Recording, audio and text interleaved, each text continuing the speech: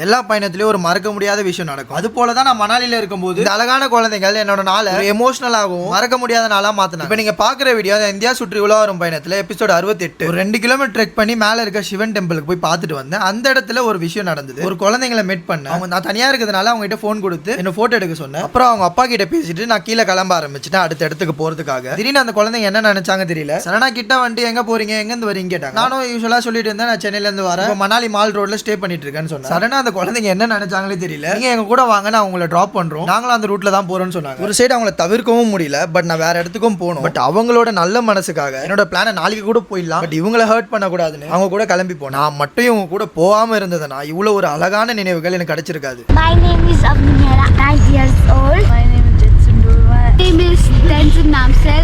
To eat pani puris. I didn't like pani puri. Tasty, okay? You be quiet.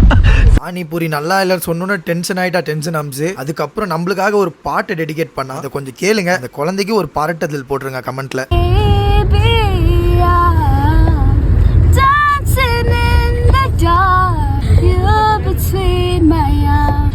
Barefoot on the ground. Listening to our favorite song. I've said you and I've seen.